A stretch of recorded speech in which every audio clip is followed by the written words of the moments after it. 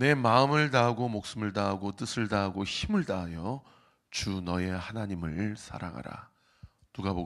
마가복음 12장 30절 말씀. 아멘. 우리 같이 한번 암송해 볼까요? 시작. 내 마음을 다하고 목숨을 다하고 뜻을 다하고 힘을 다하여 주 너의 하나님을 사랑하라. 마가복음 12장 30절 말씀. 아멘.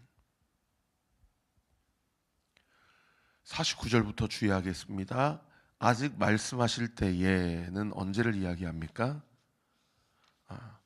회당장이 직접 예수님의 발 아래 엎드려서 우리 딸 좀 고쳐주세요. 우리 딸이 지금 죽어가고 있습니다.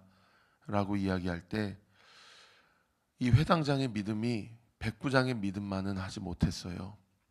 백부장은 말씀만 하시면 제 사랑하는 아들 같은 종이 낫겠습니다. 라고 했는데 회당장은 그렇지는 못했지만 그래도 어떻든 예수님을 인정하고 또 예수님의 발 앞에 엎드려서 자기의 모든 권세와 자기의 재력과 자기의 명성을 다 내려놓고 예수님 앞에서 자존심 굽히고 하나님 도와주세요, 예수님 도와주세요 하는 것도 어떻든 그가 그의 동네의 가장 큰 기득권자였음에도 불구하고 그 안에 예수님을 향한 믿음이 있었던 거 아닙니까?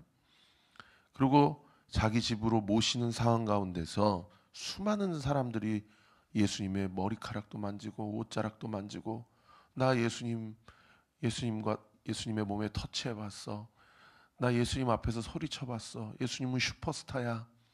여러 가지 믿음을 가지고 주님 앞에 나오는 것이 아니라 기복적인 것을 가지고 또는 세상의 흐름과 명성과 인기를 가지고 주님 앞에 나오는 사람들을 성경이 무리라고 합니다. 제자라고 하지 않고 무리라고 얘기해요.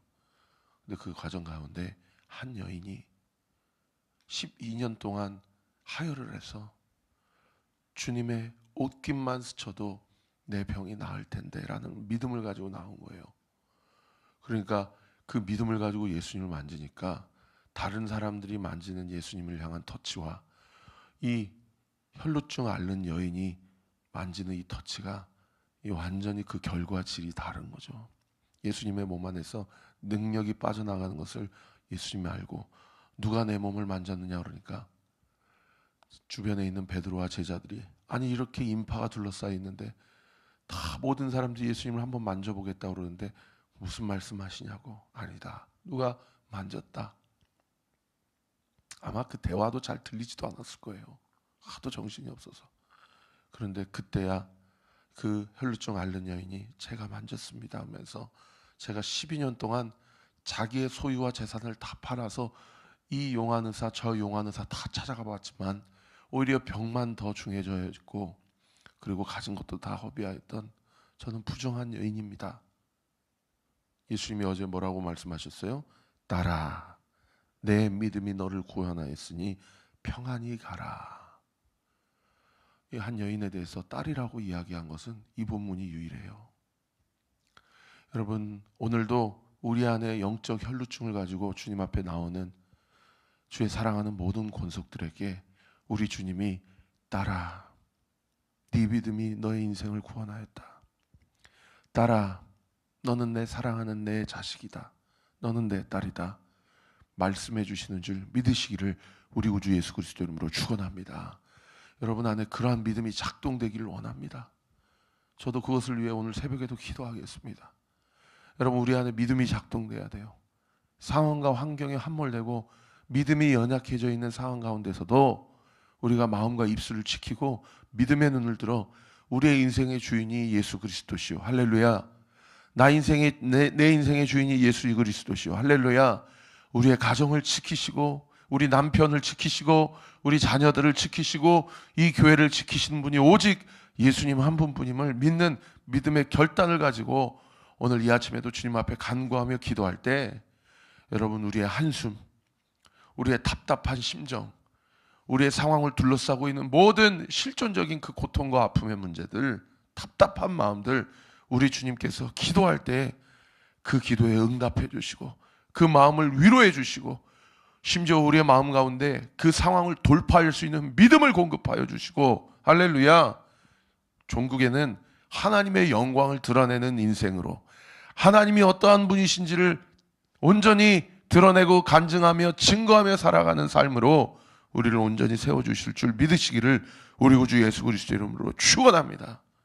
딸아, 내 믿음이 너를 구원했다.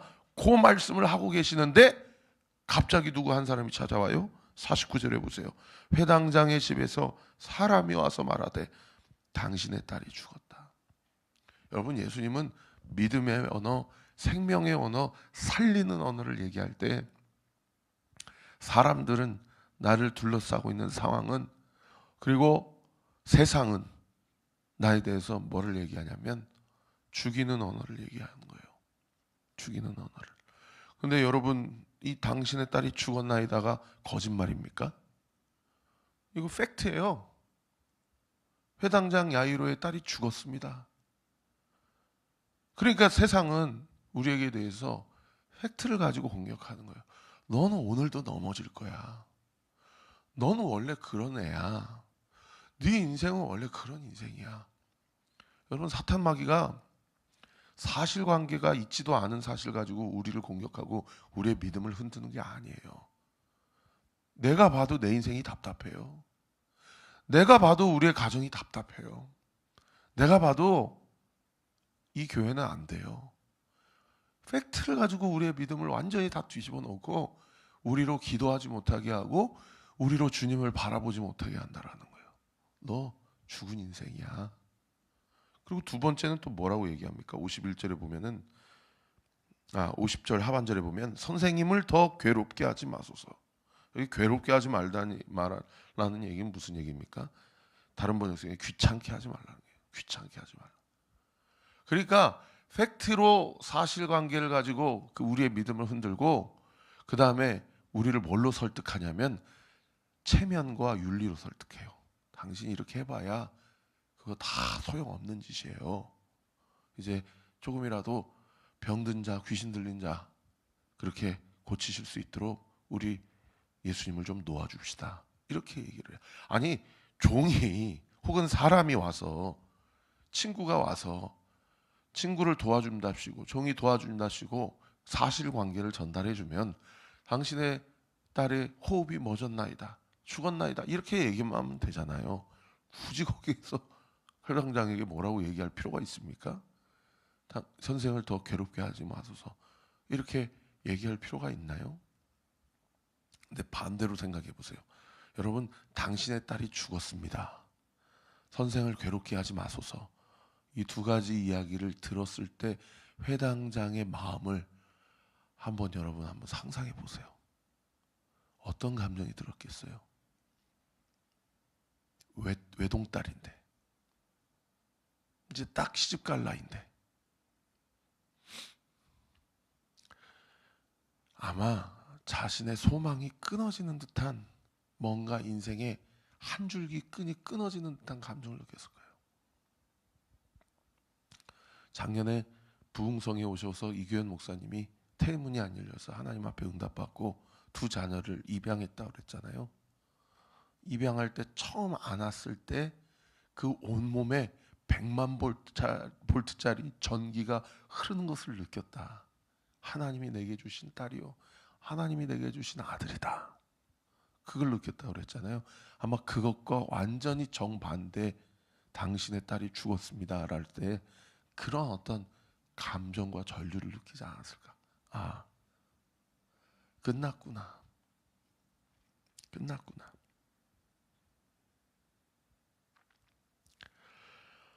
그리고 세 번째는 어떠한 감정과 어떤 이야기들이 오가냐면 52절에 보세요. 모든 사람이 아이를 위하여 울며 통곡하며. 많은 사람들이 슬퍼해요. 아, 이제 끝났구나. 부모만 슬퍼하는 것이 아니라 그 가정이 슬퍼하고 주변에 있는 지인들이 슬퍼하고 믿음의 사람들이 슬퍼해요. 회당장이니까요. 얼마나 주변 사람들 중에 믿음의 사람들이 많았겠어요. 그런데도 다 울고 통곡해요. 그런데 울고 통곡한다는 이 감정과 53절에 보세요. 예수님이 울지 말라 죽은 것이 아니라 잔다 하시니 그들이 그 죽은 것을 아는 고로 뭐 했다? 비웃었다. 여러분, 울고 통곡하는 감정과 비웃은 감정은 한 장소나 한 상황에서 이게 양립할 수 있는 그런 감정입니까? 여러분, 사람이 이렇게 잔인해요. 예? 사람이 이렇게 잔인하다고요. 그리고 또 다른 얘기로 얘기하면 사람이 이렇게 솔직해요. 예. 성경이 이렇게 얘기하는 것은 그 비웃었다고 해서 뭐라고 얘기나 하겠어요? 해당장에게, 부부에게.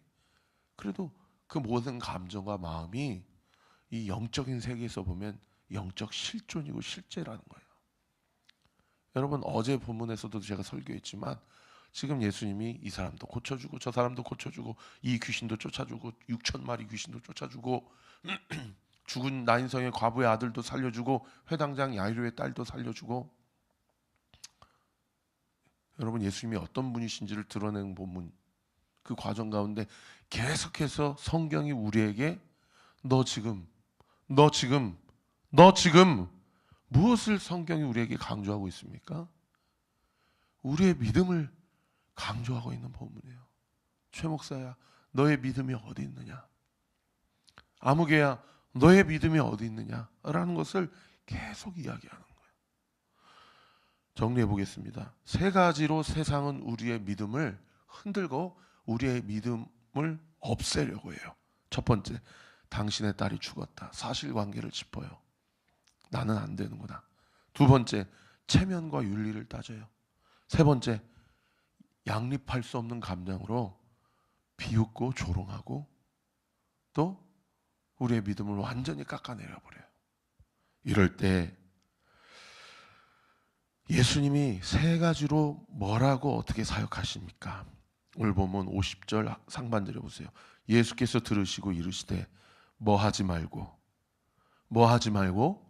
두려워하지 말고 뭐 하기만 하라, 믿기만 하라는 거예요. 여러분, 믿음의 반대말은 믿음 없음이 아니고요, 의심이 아니고요, 믿음의 반대말은 두려움이에요. 여러분, 오늘 이 새벽에 주님 앞에 나올 때 우리가 왜 두렵습니까? 바뀌지 않을 것 같기 때문에, 늘 똑같을 것 같기 때문에, 상황이 좋아지지 않을 것 같기 때문에, 예수님이 내 인생만은 일하시지 않을 것 같기 때문에, 그런 뭐 할 것 같기 때문에 두려운 거예요. 뭐 할 것 같기 때문에 두려워. 여러분, 그 믿음의 반대말인 두려움을 우리가 아까 찬양한 대로 기도로 돌파하시기를 바랍니다. 여러분, 기도로 완전히 극복하시는 우리 사랑하는 온리교회 성도들 되시기를 예수님의 이름으로 축원합니다. 저는 오늘도 2025년 2월 13일을 살아가는 우리에게 예수님이 도전하신다고 믿어요. 할렐루야. 우리에게 말씀하세요. 뭐라고요? 두려워하지 말아라. 믿기만 하라. 할렐루야. 그리고 두 번째는 뭐라고 그렇게 두려워하지 말고 믿기만 하라고 할 때 어떠한 역사가 일어납니까? 그 다음 구절 보세요. 그리하면 딸이 무엇을 얻으리라? 구원을 얻으리라. 여기서 끝난 거예요. 왜냐하면 예수님이 살려줘도 이 딸은 종국에는 또 어떻게 됩니까? 또 죽어요. 그러니까 예수님이, 사도 바울이 뭐라고 얘기해요? 예수님이 부활의 첫 열매다. 나사로도 살려주고 나인성 과부의 아들도 살려주고 해당장 야이로의 딸도 살려주지만 그 세 사람도 다 다시 죽어요. 그러나 다시 살아나서 죽지 않으시는 첫 번째 열매가 예수 그리스도세요. 그리고 우리도 죽지만 우리도 부활할 것입니다. 할렐루야. 그런가 하면 또 여기서 얻을 수 있는 인사이트가 뭐냐면 부모의 믿음이 자녀를 구원한다는 거예요. 저는 이게 너무 큰 위로가 돼요. 여러분, 혈육이 그 자녀를 구원할 수 있습니까? 부모가 잘 믿는다고 해서 그의 아들, 딸들이 예수님을 영접하고 거듭나요 구원을 받을 수 있다라고 보장할 수 있습니까? 제가 아는 목회자 PK 자녀들도 진짜 망나니 같은 자녀를 저 많이 봤거든요, 지금까지. 와, 저 목사님 어떻게 한대? 라고 생각할 정도로.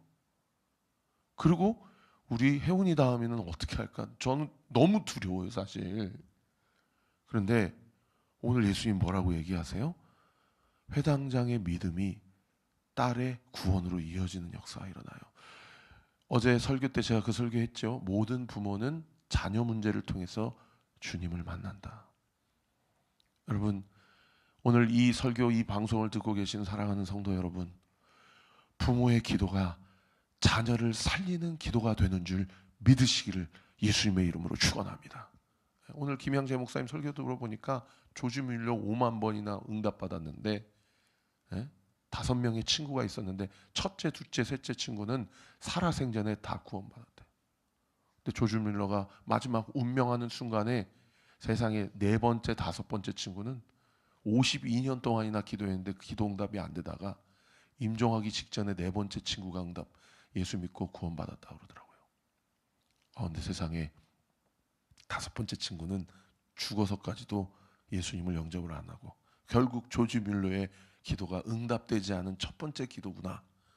사람들이 이렇게 얘기하는데 장례식장에 5번째 친구가 찾아와서 펑펑 울면서 조지 뮬러의 평생에 자기의 구원을 놓고 기도했다는 사실을 전해 듣고 여러분 그 장례식장에서 예수님을 영접했답니다.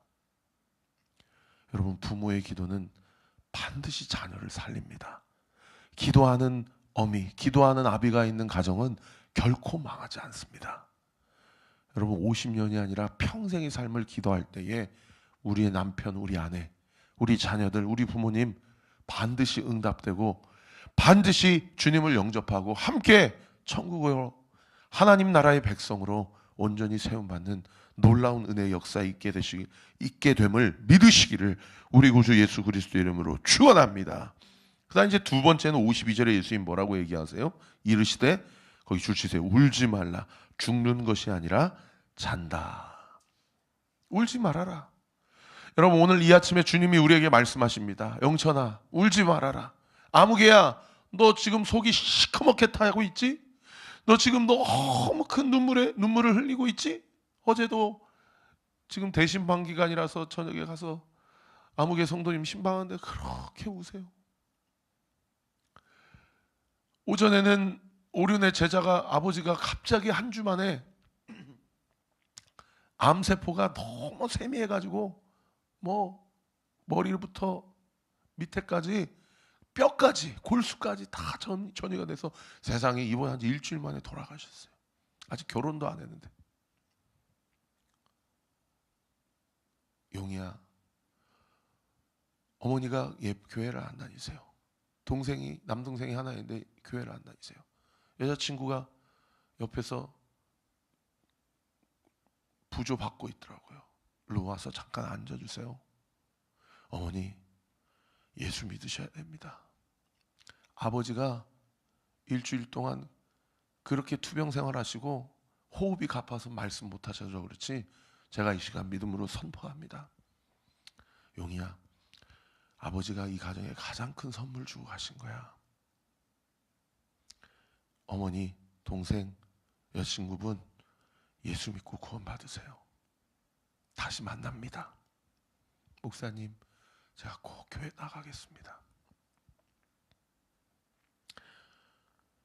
예수님이 우리에게 말씀해 주세요. 울지 말라. 죽은 것이 아니라 잔다. 그리고 마지막 세 번째는 급기야 뭐라고 얘기하십니까? 54절에 보세요. 아이야, 뭐 해라? 일어나라. 할렐루야. 마가복음에는 달리다굼이라고 해요. 달리다굼. 쿰이라는 게 일어나라, 살아나라 라는 아람어예요. 여러분 오늘 예수님이 이 새벽에 말씀하십니다. 아무개야 일어나라. 사망 권세야 예수의 이름으로 떠나가라. 살아나라. 우리 주님이 우리의 인생에 대해서, 우리 영혼에 대해서 다시 한번 선포하고 말씀하세요. 믿으시면 아멘. 죽어 있는 것 같은, 잠자고 있는 것 같은, 묶여 있는 것 같은, 완전히 망해져 가고 있는 것 같은 우리의 삶의 모든 영역들에 대해서 달리다굼, 영천아 일어나라. 아무개야 살아나라. 하나님께서 말씀하시는 그 하나님의 명령. 여러분 어떤 말씀이 생각나세요? 창세기 1장이 생각나지 않습니까? 빛이 있으라. 하니까 빛이 있는 거예요. 살아나라 하니까 일어나는 거예요. 여러분, 오늘 우리의 기도가 하나님의 마음에, 하나님의 뜻에 온전히 부합하는, 하나님의 뜻을 이루는, 그래서 우리의 기도를 통해서 하나님께서 나의 삶 가운데 명령하시는 그 말씀, 그리고 우리 가정을 향해 주님께서 명령하시는 그 말씀, 이 교회와 이 나라 큰일 났습니다. 지금 다 두 개로 쪼개져 가지고, 예? 이제는 뭐 어디가 맞냐 헷갈려요. 완전히 분열되어 있는 이 나라의 민족, 아버지, 이 나라의 민족을 불쌍히 여겨 주옵소서. 교회가 기도하게 하여 주옵소서.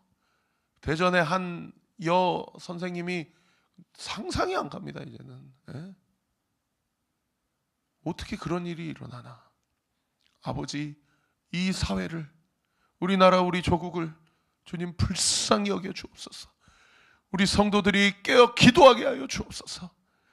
나 혼자 잘 먹고 잘 산다고 그것을 삶의 목적으로 두지 않게 하시고, 나로 하여금 예수님을 믿어 구원에 이르게 하신 그 하나님의 은혜, 그 하나님의 우리가 감당해야 될 비전과 사명이 무엇인지를 분명히 깨닫고, 우리의 시간과 우리의 은사와 우리의 열정과 우리의 마음과 우리의 육신과 우리의 삶을 내어드려서 하나님 나라를 위해서 온전히 쓰임받는 저와 우리 모든 온리교회 성도들 되게 하여 주옵소서.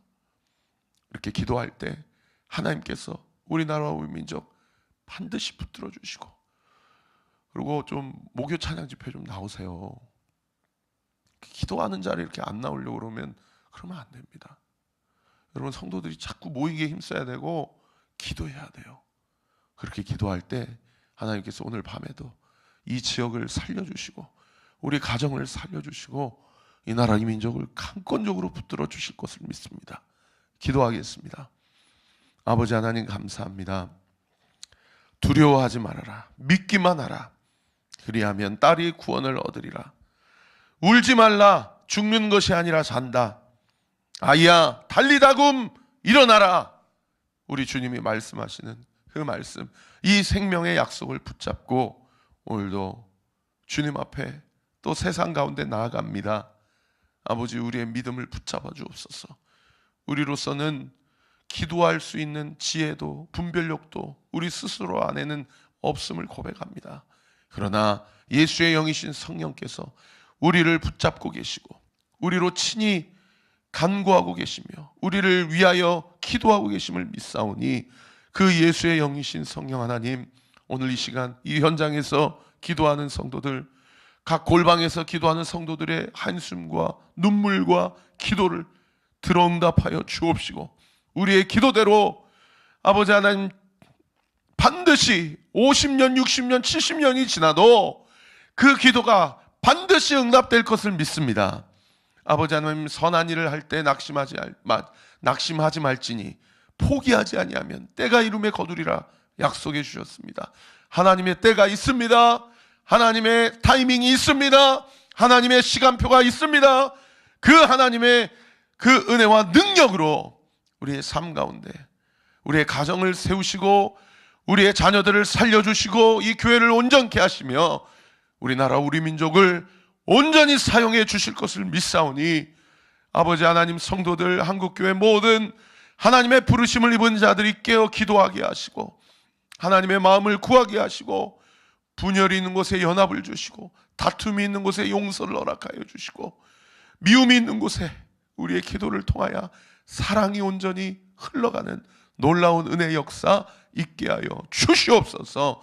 이 새벽에 우리 사랑하는 성도들의 모든 기도가 간구가 예수의 이름으로 명하노니 응답될 지어다, 응답될 지어다, 응답되게 될 지어다 믿고 감사드리며 살아계신 예수 그리스도의 이름으로 기도하옵나이다.